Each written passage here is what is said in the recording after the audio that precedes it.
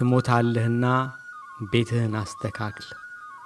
በዲያቆን ሄኖክ ኃይሌ።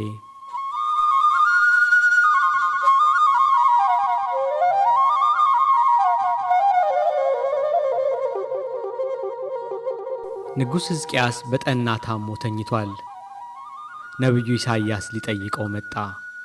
ሆኖም እንደ ልማዱ እግዚአብሔር ይማርህ አላለውም። ለጆሮ የሚከብድ ቃል ጥሎበት ወጣ። ትሞታለህና ቤትህን አስተካክል።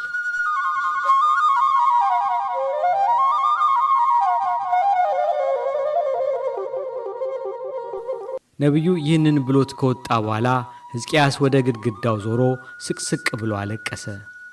አምላኩ በንግግር ብዛት የሚሰማ አምላክ አይደለምና ፊቱን ወደ መቅደሱ አቅጣጫ ዞሮ አለቀሰ። ከጥቂት ደቂቃ በኋላ ነቢዩ ኢሳይያስ ሌላ መልእክት ይዞ ተመለሰ። እግዚአብሔር እንዲህ ይላል፣ ጸሎትህን ሰምቻለሁ፣ እንባህን አይቻለሁ። በዕድሜ ላይ 15 ዓመት እጨምርልሃለሁ። ትንቢተ ኢሳይያስ ምዕራፍ 38 ቁጥር 5። ሕዝቅያስ ቤትህን አስተካክል ከተባለ በኋላ ፊቱን አዙሮ ከማልቀስ በቀር ምንም አላደረገም። ሕዝቅያስ ሆይ ካልጋ ሳትወርድ ያስተካከልከው ቤት ምን አይነት ቤት ነው? ለባሪያዎችህ መመሪያ ሳትሰጥ የምታስተካክለው ቤትስ እንዴት ያለ ቤት ነው? በደቂቃዎች ውስጥ ትሞታለህ ከተባልክ በኋላ 15 ዓመት ያስጨመረልህ ምን አይነት ማስተካከያ አድርገህ ነው? ለእኛም ንገረንና ዕድሜ እናስጨምር።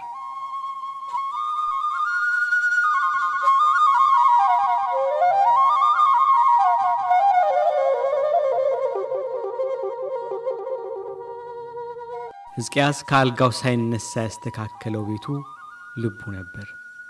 ልብህን ካስተካከልክ ቤትህ ይስተካከላል። እግዚአብሔር እንደሆነ ትሞታለህ ቢልህም መሞትህን አይፈልግም።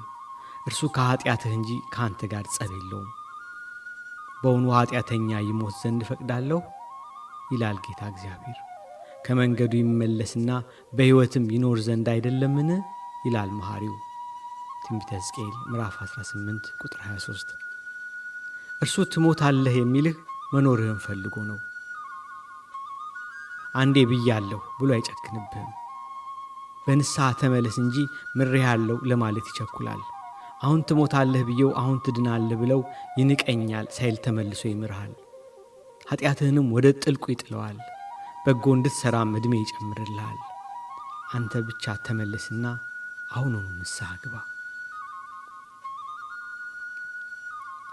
ከበደል አልጋ ጋር ያጣበቀ ፈተናም ድል መንሻው ጊዜው አሁን ነው። ሕዝቅያስ በደቂቅ አምባ ምሕረት አግኝቶ ዕድሜ ካስጨመረ በአብይ ጾም ሙሉ የሚያለቅስ ምን ያህል ዕድሜ ያገኘው? ወዳጄ አንተም ተነሳና በዚህ ወር ቤትህን አስተካክል። እንደ ሕዝቅያስ ፈጣሪህ ይጠብቅሃል። የተቀየምከውን ይቅር በል፣ የበደልከውን ካስ። የሚበቀልህን የማይተኛ ጠላትህን ዲያብሎስን ተበቀለው። ጾም ዲያብሎስ ድል የተደረገበት የጦር አውድማ ነው። በዚህ ወራት ድል ያላደረግነውን ፈተና በሌላ ጊዜ አናደርገውም። ሰነፍ ገበሬ በሰኔ ይሞታል እንደሚባለው በጾም የተኛ ክርስቲያን መቼም አይነቃም። በጾም ያልተገራ አንደበት መቼም አይገራም። በጾም ያልተፈወሰ ቂም መቼም አይፈወስም።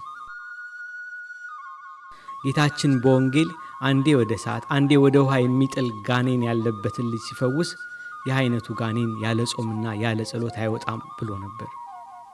ሀገራችንን አንዴ ወደ እሳት አንዴ ወደ ውሃ የሚጥላት የጥላቻ ጋኔንም ያለ ጾምና ያለ ጸሎት አይወጣም። ወዳጄ ከቁስሌ የምትፈወስበት ወራት እንደደረሰ ወቅ። አንተስ ብትሆን ልትላቀቀው እየፈለግ ያቃተህ ክፉ ልማድ የለብህም? እንደ ቅዱስ ጳውሎስ የምፈልገውን መልካም ነገር አላደርግም፣ የማልፈልገውን ክፉ ነገር አደርጋለሁ። ምንኛ ጎስቋላ! ለዚህ ለሞት ከተሰጠው ሰውነት ማን ያድነኛል ብለህ ምርር እንድትል ያደረገ ኀጢአት የለም? እንግዲያውስ ወቀው፣ ይህ አይነቱ ወገን ያለ ጾምና ያለ ጸሎት አይወጣም። ይህ ጾም ቁስል የሚሽርበት ጾም ነው። ይህ ጾም ሸክም ማራገፊያ ጾም ነው። እንደ ሕዝቅያስ በዚህ ወር ቤትህን በንስሐ አስተካክል። ዲያቆን ሄኖክ ኃይሌ። የካቲት 15 2012 ዓ.ም ዝዋይ ኢትዮጵያ።